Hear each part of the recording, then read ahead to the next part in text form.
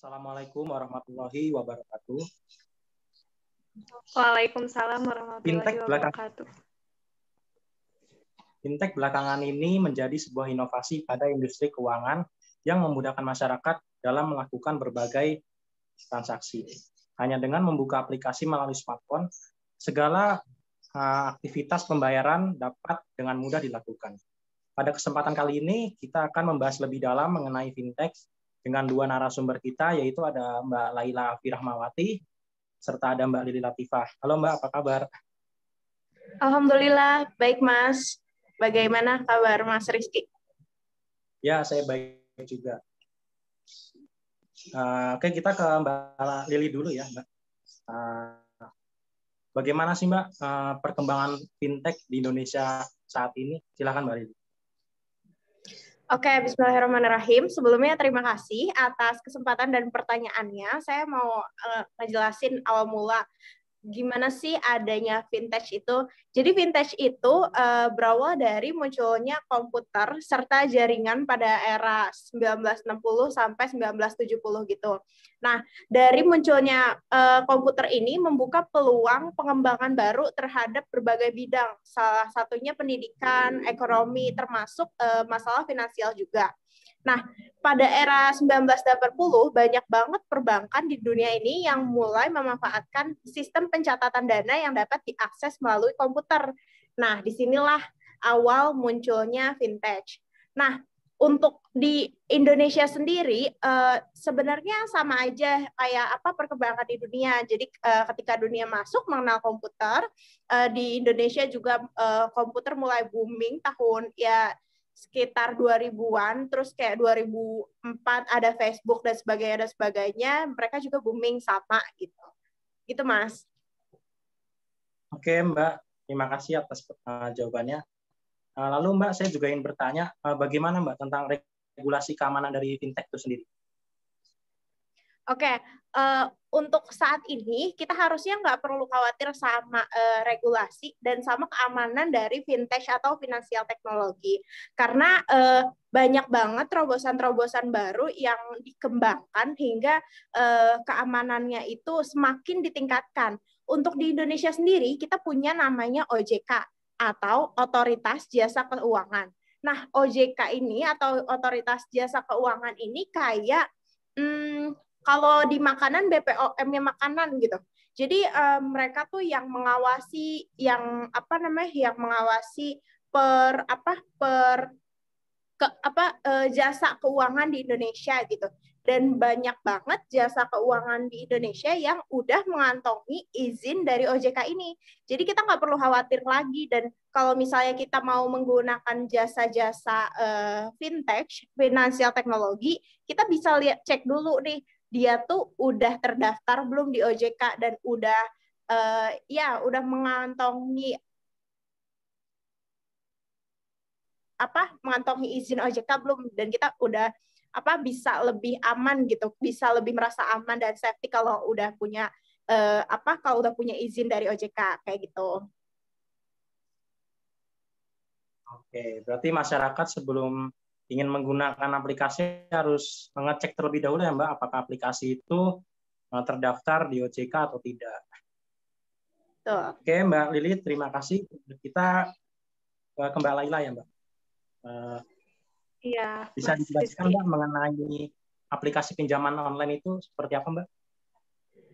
Iya. Jadi pinjaman online di Indonesia kan sangat tumbuh dengan cepat gitu ya, apalagi dalam 2 tahun terakhir. Produknya sangat mudah diterima masyarakat dan tidak sedikit gitu orang yang banyak komentar juga tentang aplikasi pinjaman ini. Nah, apa sih pinjaman online? Apa manfaatnya gitu? Kenapa sih banyak dicari orang-orang untuk mempunyai aplikasi ini gitu, dan apa pula juga resiko dan bunganya. Nah, jadi dari dulu pengajuan kredit ke bank kan bukan pengalaman yang menyenangkan gitu ya bagi banyak orang, apalagi kan saat-saat ini, karena kan kalau pinjam ke bank itu kan prosesnya lama, terus syaratnya banyak dan jarang disetujui gitu. Nah, sementara kebutuhan akan pinjaman di masyarakat ini kan sangat tinggi gitu. Banyak orang yang butuh buat terhadap kredit, jadi buat buka usaha, buat kebutuhan konsumsi dan lain-lain gitu. Nah, kabar baik dari Vintage ini, inovasi teknologi yang mentransformasikan keuangan. Vintage ini menawarkan proses pinjam meminjam yang lebih mudah gitu, lebih cepat lewat online tanpa perlu bertemu. Nah, apa sih pinjaman online? Jadi pinjaman online adalah jenis pinjaman yang cukup diajukan secara online melalui aplikasi ponsel gitu ya, tapi tanpa perlu tatap muka. Nah, jadi cara ini memberikan kemudahan dan kecepatan dalam proses pengajuan kredit. Juga pinjaman online ini emang sangat cepat tumbuh di Indonesia gitu ya, karena emang dari kemudahan dan kecepatannya yang ditawarkan, jadi menjadi daya tarik utama bagi di Indonesia ini gitu. Nah, pengajuan kredit selama ini kan dikenal emang kalau kita ke bank lama dan rumit. Nah, kalau melalui aplikasi ini cukup mengunduh aplikasi pinjaman di ponsel melalui Google Play Store atau aplikasi lainnya. Nah, apa sih manfaatnya? Nah, manfaatnya itu banyak ya. Yang pertama itu prosesnya cepat. Proses yang disetujui itu tidak memakan waktu lama. Biasanya kan kalau kita ke bank nih harus memakan waktu yang 1 minggu atau sampai 2 minggu, bahkan berbulan-bulan atau bertahun-tahun, kadang tidak ada yang di-ACC juga. Nah, terus kalau melakukan proses pinjam ke aplikasi ini kan tidak memakan waktu 24 jam juga. Nah, terus selain cepat, juga mudah. Jadi persyaratan pinjaman online ini tidak perlu tatap muka, tidak perlu kita datang ke bank untuk repot-repot ngantri gitu ya. Tapi ini tidak perlu. Jadi bisa melakukan pinjaman di mana saja dan kapan saja. Jadi cukup bermodalkan HP. Nah, juga tanpa jaminan. Jadi tidak ada jaminan gitu ya. Cukup. Jadi banyak sih big relief gitu ya bagi banyak orang yang ingin pinjam tapi harus menyerahkan aset sebagai jaminan. Tapi ini mah tidak gitu ya. Nah, juga tanpa kartu kredit. Jadi pinjaman online ini tidak mensyaratkan kartu kredit dalam pengajuannya. Jadi ini emang merupakan big relief bagi banyak orang karena bank mewajibkan karena bank itu kan harus mewajibkan harus menyerahkan pengajuan harus dengan kartu kredit, tapi ini tidak gitu. Nah, apa sih persyaratannya jika mengajukan pinjaman online? Nah, secara umum syaratnya yaitu yang pertama warga negara Indonesia. Jadi yang wajib yang berdomisili di negara Indonesia gitu. Terus usianya 21 tahun atau minimal 18 tahun dan telah menikah. Jadi sampai 65 tahun. Lalu memiliki email pribadi, memiliki penghasilan pribadi, dan memiliki KTP yang masih berlaku. Juga memiliki akun bank sesuai dengan KTP. Dan yang terakhir memiliki dokumen wajib. Nah, juga selain persyaratan yang di atas, yang tadi saya bacakan ya, juga diperlukan bukti penghasilan. Ya, apa aja sih bukti penghasilannya? Jadi bukti penghasilannya itu yang pertama bisa slip gaji, rekening bank atau rekening listrik, dan juga PAM, NPWP, dan juga pajak. Nah, sekarang kan lagi boomingnya ya online-online. Nah, apalagi yang memiliki akun e-commerce gitu ya, seperti Shopee, Tokopedia, Lazada, Bukalapak, dan lain-lain. Juga memiliki akun ojek online seperti Gojek, Grab, Maxim, dan lain-lain. Nah, di sini juga pinjaman online ini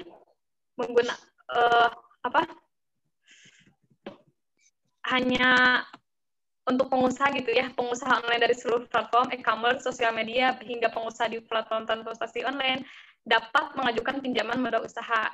Nah, jadi hanya KTP dan rekening koran selama 3 bulan terakhir saja. Jadi jika usaha dalam bentuk PT atau CP, persyaratan yang dibutuhkannya jadi hanya KTP pemilik usaha, rekening koran selama 3 bulan terakhir, serta akta perubahan terbaru. Seperti itu, Mas Rizky. Oke, baik. Terima kasih Mbak Laila telah menjawab pertanyaannya. Kita pindah ke Mbak Lili lagi ya Mbak. Fintech ini kan erat kaitannya dengan bank digital ya Mbak.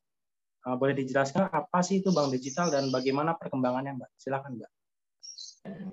Oke, terima kasih. Seperti yang kita tahu, sekarang kan perubahan dari waktu ke waktu semakin cepat, begitu juga teknologi yang berkembang sangat pesat ya.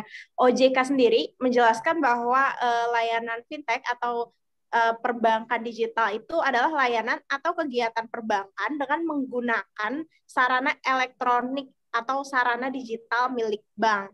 Jadi suatu bank tuh mengeluarkan produk-produk digital kayak gitu.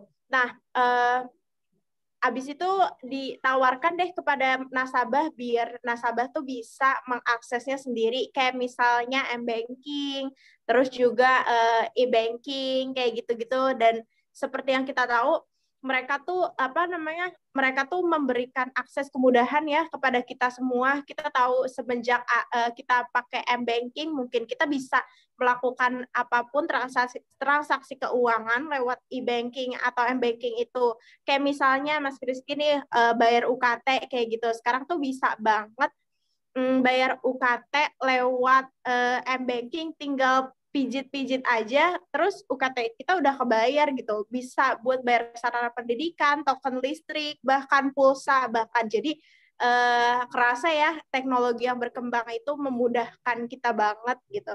Gitu sih Mas. Saya juga ingin bertanya nih Mbak Ali. Dari tahun ke tahun kan pengguna bank digital di Indonesia kan semakin meningkat ya Mbak. Menurut Mbak Lili sendiri, apakah bank digital ini berpotensi akan menggantikan bank konvensional di masa depan? Silakan Mbak. Ya, tentu aja enggak gitu. Kenapa enggak? Karena layanan perbankan konvensional sama perbankan digital ini kayak saling berkolaborasi gitu. Kenapa? Karena bank konvensional ini, karena bank digital ini dilahirkan dari bank-bank konvensional gitu. Jadi produk-produk bank digital itu sebenarnya awalnya itu dari bank konvensional. Jadi kita nggak perlu khawatir bahwa nanti bank digital bakal menggantikan peran bank konvensional kayak gitu. Bank konvensional tetap bakal bisa eksis gitu, nggak akan kalah atau turun pamornya. Kalau misalnya bank konvensional mau terus beradaptasi dengan semua perkembangan zaman ini dan semua perkembangan teknologi ini, dan mau terus berusaha menghasilkan kreasi-kreasi yang baru kayak yang sebelumnya mereka hasilkan gitu, kayak m-banking tadi, e-banking tadi, kayak gitu-gitu, dan segala kemudahan-kemudahan untuk transaksi keuangan. Jadi nggak bakal pamornya nggak akan turun, kecuali kalau mereka mau stuck di situ-situ aja gitu.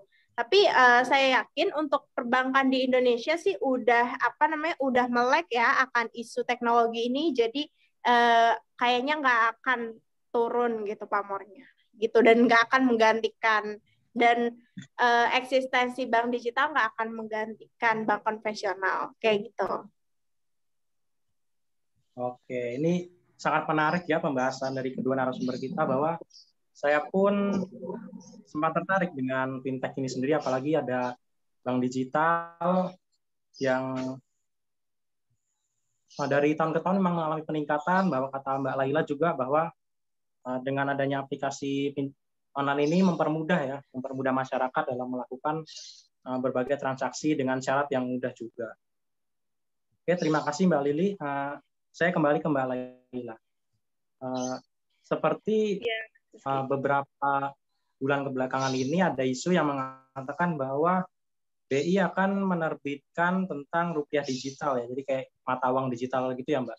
Soalnya saya dengar juga negara seperti Cina dan Afrika pun akan mengeluarkan mata uang digital.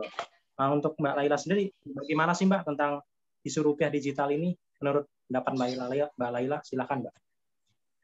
Ya, jadi bukan hanya jadi bukan rupiah digital, tapi di sini Bank Indonesia menjelaskan soal mata uang digital bank sentral. Jadi Bank Indonesia menjelaskan soal mata uang digital bank sentral gitu. Nah, jadi Direktur Eksekutif Kepala Departemen Komunikasi Bank Indonesia, Bapak Erwin Haryono menjelaskan istilah Central Bank Digital Currency atau mata uang digital bank sentral yang disalahartikan gitu ya sebagai rupiah digital. Nah, Bapak Erwin ini menuturkan Central Bank Digital merupakan sebuah representasi digital dari uang yang menjadi simbol kedaulatan negara atau merupakan sebuah representasi digital dari uang yang menjadi simbol kedaulatan negara atau sovereign currency yang diterbitkan oleh bank sentral dan menjadi bagian dari kewajiban moneternya. Nah, saat ini seperti kita ketahui ya, bank sentral memiliki kewajiban moneter berupa mengeluarkan uang kartal, baik berupa uang kertas atau uang logam, dan rekening giro pihak ketiga. Nah, terkait hal dimaksud tersebut, Bapak Erwin ini mengatakan Bank Indonesia memandang penting untuk mempersiapkan secara memadai, termasuk untuk menghadapi situasi yang berubah melalui penelitian atau eksperimen yang sedang berlangsung tentang konsep CBDC ini yang tepat diterapkan di Indonesia. Nah, hal ini pada waktunya ditindaklanjuti dengan perumusan kebijakan terkait penerbitan CBDC ini yang implementasinya akan didahului dengan studi atau kajian hingga tetapan eksperimen secara publik dan swasta. Nah, Bank Indonesia sendiri telah melakukan kajian atau asesmen untuk melihat potensi dan manfaat CBDC dikaitkan dengan kondisi di Indonesia saat ini yang tentunya akan berimplikasi kepada perbedaan desain dan arsitektur CBDC yang akan dipilih nanti beserta mitigasi dan risikonya. Nah, selain itu juga Bank Indonesia ini juga berkoordinasi dengan bank sentral lain, termasuk melalui forum internasional untuk bertukar pandangan terkait pendalaman CBDC. Nah, dia menambahkan motivasi penerbitan CBDC dari bank sentral yang berbeda-beda. Dia mengatakan seperti ini. Negara maju didorong kebutuhan untuk mendukung keamanan pembayaran dan stabilitas keuangan, memitigasi prepaid digital currency, dan merespon penggunaan uang kartal menjadi key driver utama negara-negara tersebut dalam melakukan eksplorasi, kata Bapak Erwin kepada bisnis seperti itu. Nah, sementara itu, bagi negara berkembang, penerbitan uang digital dipengaruhi faktor untuk memperoleh efisiensi sistem pembayaran domestik dan keuangan inklusif serta memitigasi shadow banking. Nah, Bapak Erwin juga mengungkapkan Bank Indonesia baru saja melakukan regulatory reform di bidang sistem pembayaran untuk menata kembali struktur industri sistem pembayaran atau SP dengan pendekatan yang bersifat prinsipil. Seperti itu, Mas Rizky. Oke, baik Mbak Laila telah menjelaskan mengenai isu rupiah digital ini, bahwa ini hanya sebuah kesalahpahaman bahwa bukan rupiah berbentuk digital, tapi hanya sebuah representasi uang sebagai simbol kedaulatan negara. Terima kasih kepada Mbak Laila dan Mbak Lili karena keterbatasan waktu. Jadi kita cukupkan pembahasan kali ini. Terima kasih telah bergabung di podcast ini. Terima kasih Mbak. Iya, sama-sama. Ya, terima kasih juga kepada terima kasih juga kepada seluruh tim yang telah bertugas. Saya Rizky Mabruri selaku moderator pamit undur diri. Wassalamualaikum warahmatullahi wabarakatuh. Waalaikumsalam warahmatullahi wabarakatuh. Terima kasih Mbak Lili dan Mas Rizky.